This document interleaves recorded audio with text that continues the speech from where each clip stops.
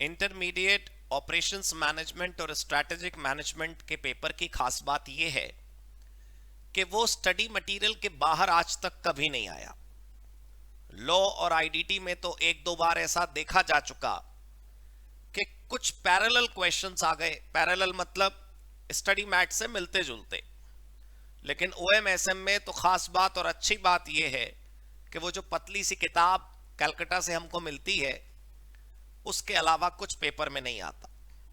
तो हमको ये ध्यान रखना चाहिए कि उसकी तैयारी करने के लिए जब कल पेपर हो और आज हम बैठे हों रिवीजन करने, एक बार रिवाइज करने के लिए कि क्या करें कि कल पेपर है, तो वो स्ट्रैटेजी मैं आपके सामने लेकर आया हूं। सबसे पहले आप स्ट्रैटेजिक मैनेजमेंट के मेरे लिखे हुए हैंड रिटन नोट्स पढ़िए, क्योंकि स्ट्रैटेजिक मैनेजमेंट बहुत छोटा पेपर है, 30 नंबर का है। और एग्जाम में भी आपको मेरी सलाह के अनुसार सबसे पहले स्ट्रैटेजिक मैनेजमेंट करना होगा। स्ट्रैटेजिक मैनेजमेंट जब आप अटेम्प्ट करेंगे एग्जाम में तो सिंपल डायरेक्ट क्वेश्चंस आते हैं पेपर में। Simple question, what is BCG matrix, what are the steps of strategy implementation, simple steps, simple question, simple answers. But you know, when you read the study material, the language is little difficult. So I have converted the study material into my plain, simple handwritten notes. उनको पढ़ेंगे आप सबसे पहले, तीनों study notes 8, 9, 10 तीनों chapters के। उसके बाद आपने क्या करना है, दूसरा एक कीमती स्टेप है, इसको मिस नहीं करना है आपने। Practice drawing relevant diagram. Study mat में जैसे बीसीजी मैट्रिक्स है, एनसॉफ मैट्रिक्स है, कुछ पर्टिकुलर मॉडल्स हैं, सेल्स और मार्केटिंग का डिफरेंस है, उसको ड्रॉ करना सीखिए आप। एग्जाम में पेंसिल से, पेन से नहीं, पेंसिल से डायग्राम जरूर बनाइएगा, फ्रीक्वेंटली बनाइएगा। मान लीजिए एग्जामिनर ने आपसे पूछा इंप्लीमेंटेशन के कितने स्टेप हैं और आपको पता है कि 4 स्टेप हैं या 5 स्टेप हैं, तो डायग्राम में इंप्लीमेंटेशन लिखकर 5 एरो निकाल दीजिए। थोड़ा सा अपने एसएम की थ्योरी को डायग्रामेटिक प्रेजेंट करेंगे तो नंबर बहुत अच्छे आएंगे। कोशिश करिए कि 5-6 जितने भी क्वेश्चन एग्जाम में आते हैं सब में डायग्राम बनाएं, अगर बना सकते हैं तो।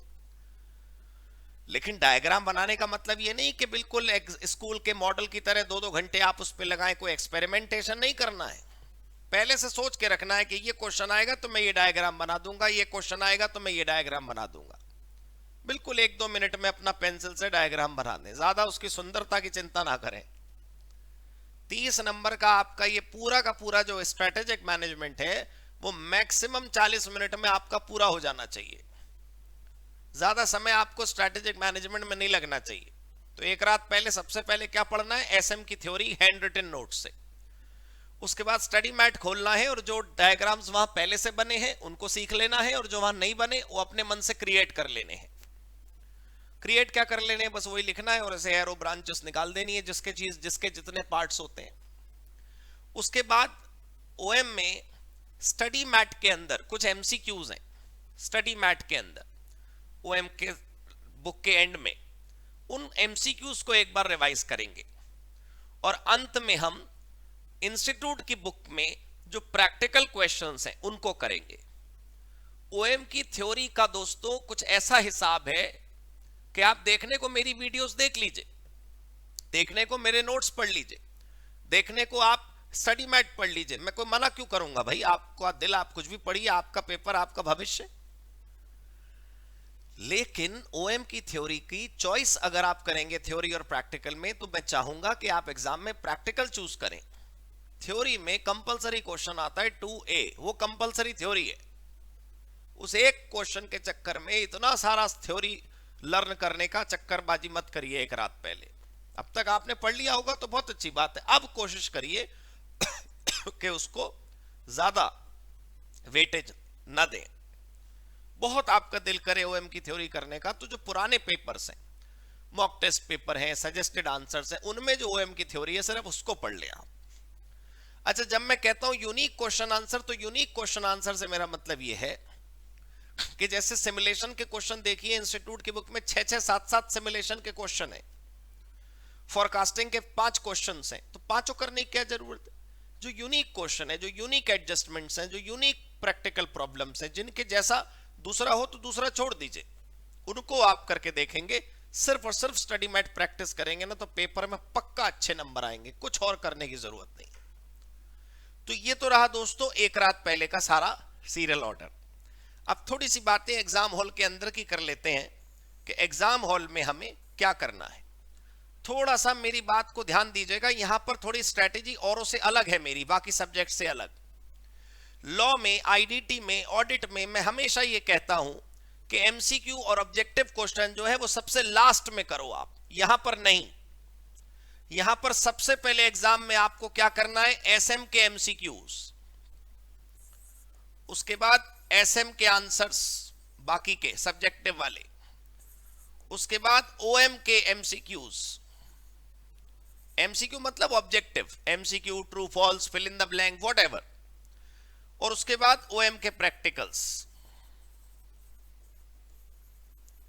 और उसके बाद वो जो कंपलसरी ओएम का थ्योरी का क्वेश्चन कोई एक आएगा वो आप करेंगे। इस सीरियल ऑर्डर में आप पेपर अटेम्प्ट करिएगा।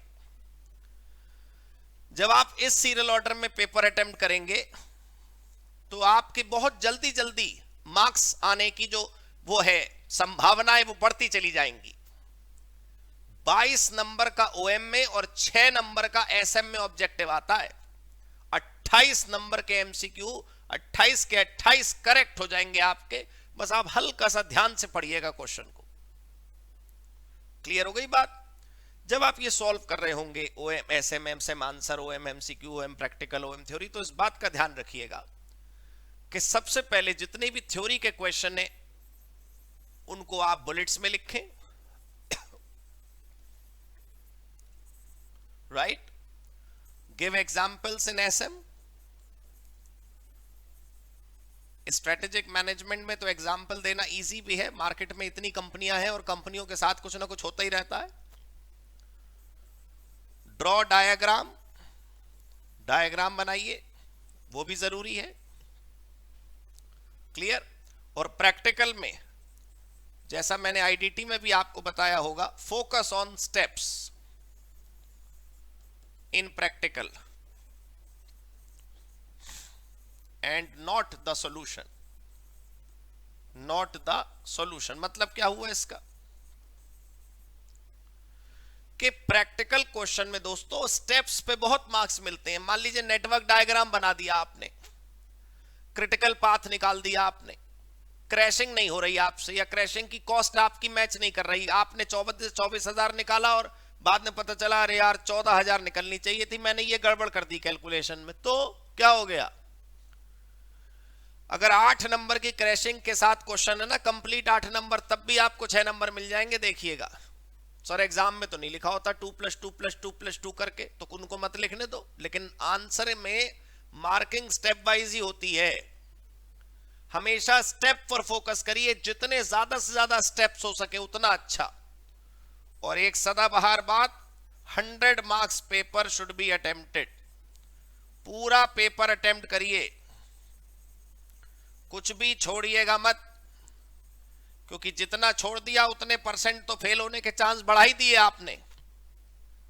तो इस हिसाब से तैयारी करिए, इस हिसाब से पेपर में बैठिए, बल्ले बल्ले हो जाएगी, बिना ढोल के भांगड़ा करने का दिल करेगा आपका। All right, God bless you, good luck for your exam, thank you so much.